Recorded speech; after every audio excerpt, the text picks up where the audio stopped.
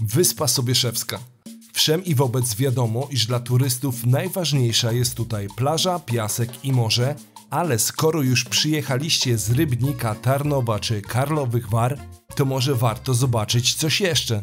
Dziś zapraszamy do krótkiego przewodnika po Wyspie Sobieszewskiej. Dzień dobry wieczór, tu Kamil i Wojtek, to jest kanał Stary Ziomek i Morze. Zapraszamy.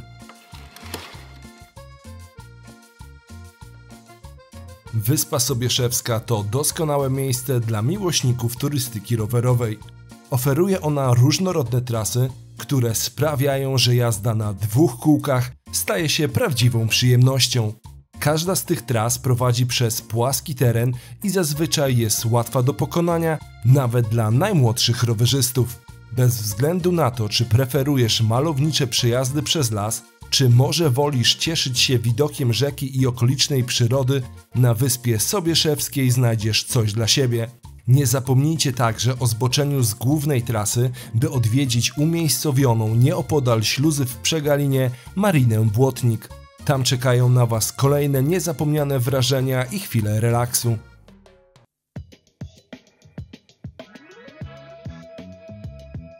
Wyspa Sobieszewska jest idealnym miejscem na spacery. Jednak nie trzeba korzystać jedynie z uroku plaży o długości 11 km, ale można również wybrać się na wędrówkę po lesie wzdłuż wydm i plaży. Na początek polecamy zostawić w godzinach porannych samochód niedaleko wejścia numer 16 i wybrać się w pieszą podróż we wschodnim lub zachodnim kierunku. Jeżeli pójdziesz na zachód, to oprócz atrakcyjnych terenów możesz zobaczyć również schron 23 Dywizjonu Rakietowego, ale również Krzywy Las, który znajduje się między przejściem 17 a 18 na plażę. To obszar leśny, gdzie drzewa o zakrzywionych kształtach budzą zdumienie. Zobaczysz tu m.in. sosny i brzozy, które sprawiają wrażenie, jakby były formowane przez ludzką rękę.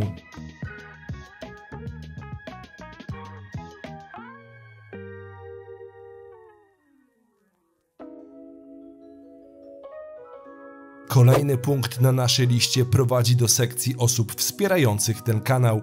Motywowani chęcią docierania do nowych widzów, namawiamy Ciebie do polubienia tego filmu, subskrypcji oraz komentowania nawet w stylu "Wyspa jest super". Jedziemy dalej.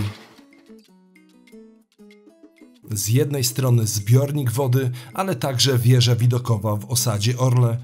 Powstała w 2015 roku celem stabilizacji ciśnienia wody. Ma wysokość 45 metrów i z tarasu widokowego można podziwiać niezwykłe widoki zarówno na samą wyspę, jak i Zatokę Gdańską. Należy również dodać, iż sam taras jest najwyższym punktem obserwacyjnym na Wyspie Sobieszewskiej i mamy nadzieję, że tak już zostanie. Wewnątrz budynku można obejrzeć interaktywną wystawę dotyczącą technologii hydrotechnicznej oraz przyrody regionu. Również należy wspomnieć, iż wieża Kazimierza jest częścią Gdańskiego Szlaku Wodociągowego i aby ją odwiedzić, należy umówić się na spotkanie z przewodnikiem i po uprzedniej rejestracji. Wejście jest płatne, a liczba osób podczas wizyty ograniczona.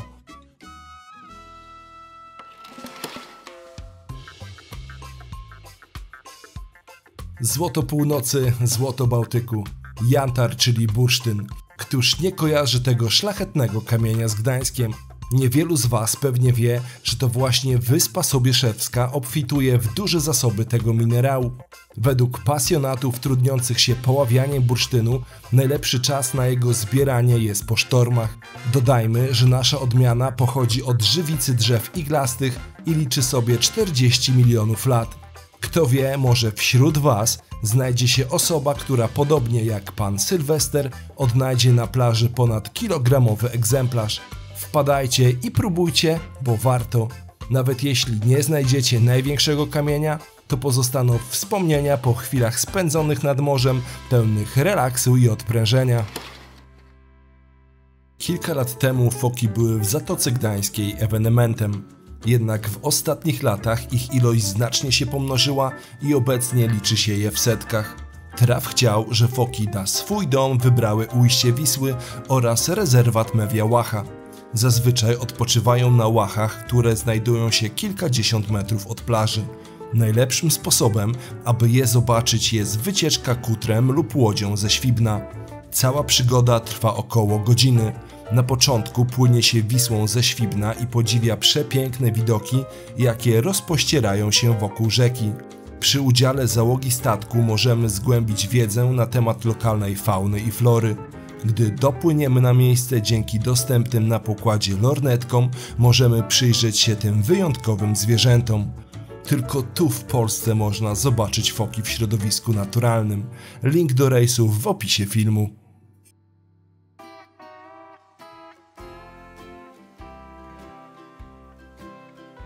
Jeżeli wybierasz się na ten spacer wcześnie rano, kiedy wszyscy jeszcze śpią i masz ze sobą lornetkę, to w trakcie wyprawy możesz zobaczyć m.in. bobry, kormorany czy też łosia. Na końcu czeka jednak największy prezent, czyli foki. Nie będzie to takie samo doświadczenie jak te, kiedy podróżujesz kutrem, ale również ciekawe. Podróż rozpoczynamy od stacji morskiej Służby Poszukiwań i Ratownictwa i idziemy szlakiem zielonym wzdłuż Wisły w kierunku Bałtyku. Tu też trzeba sobie uświadomić, iż woda, która płynie po naszej prawej stronie, to nic innego jak dzieło człowieka. Przekop, który powstał pod koniec XIX wieku, ma 7 km długości i uratował Gdańsk przed zalewaniem. Na końcu naszej trasy, po około 2 km, docieramy do wieży obserwacyjnej, z której możemy spojrzeć na zatokę oraz pobliską dziką naturę. W przypadku posiadania lornetki możemy dostrzec foki. Wrócić możemy tą samą drogą albo wyznaczoną ścieżką, która prowadzi na pobliską plażę.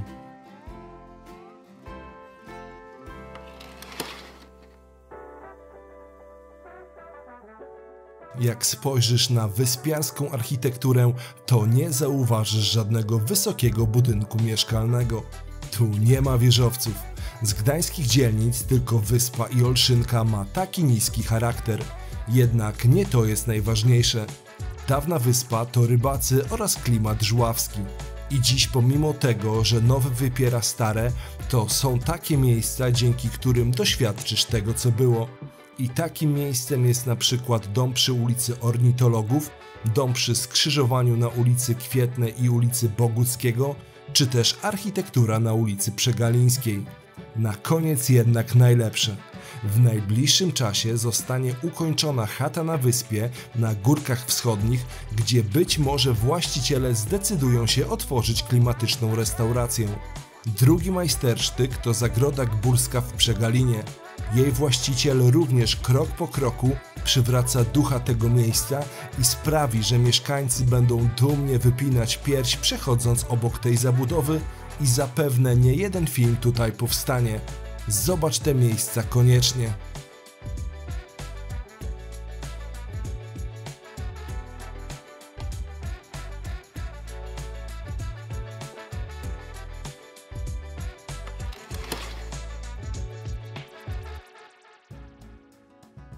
Pomijając linie nocne, autobus 112, którym można dojechać do przystanku Przegalina, jest linią o najdłuższym przebiegu w Gdańsku.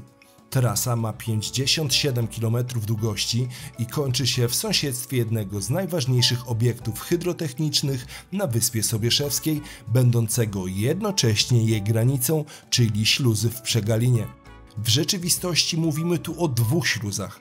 Jedna z nich, starsza, zwana śluzą północną, służyła jako zabezpieczenie przeciwpowodziowe dla dzielnic Gdańska położonych wzdłuż martwej Wisły. Obiekt powstał pod koniec XIX wieku jako element infrastruktury hydrotechnicznej przekopu Wisły. Od 1992 roku śluza północna jest nieczynna i obecnie funkcjonuje jako zabytek wpisany do gdańskiego rejestru. Jej rolę częściowo przejęła młodsza śluza, wybudowana na przełomie lat 70. i 80., zwana śluzą południową. Ta konstrukcja umożliwia żeglugę między Martwą Wisłą a przekopem Wisły i wraz z portem rzecznym stanowi węzeł wodny Przegalina. Odwiedziny tego miejsca to tak zwany must have dla wszystkich pasjonatów zabytków, żeglarstwa oraz fanów Wyspy Sobieszewskiej.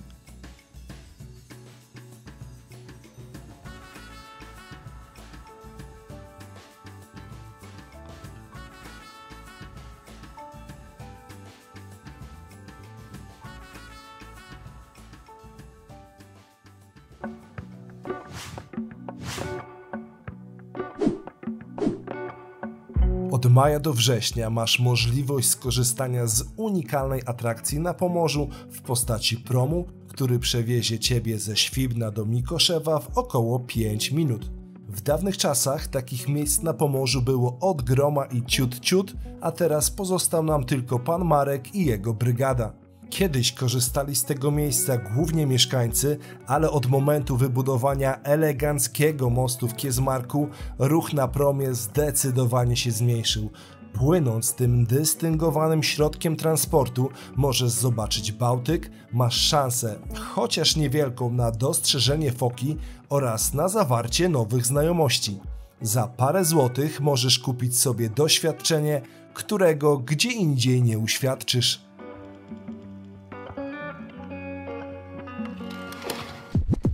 Na wyspie znajduje się kolejne miejsce, które jest wyjątkowe w skali kraju, ale dostęp do niego został zamknięty. To miejsce to kamienna grobla, która znajduje się pomiędzy Śmiałą Wisłą a jeziorem Ptasi Raj.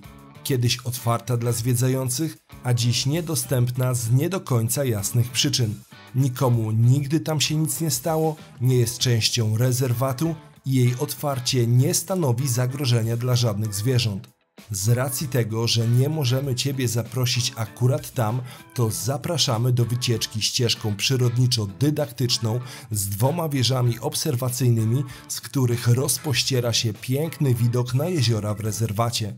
Na koniec zaś możesz przejść jeszcze kawałek do najbardziej dzikiej plaży w Gdańsku, czyli plaża Górki Wschodnie.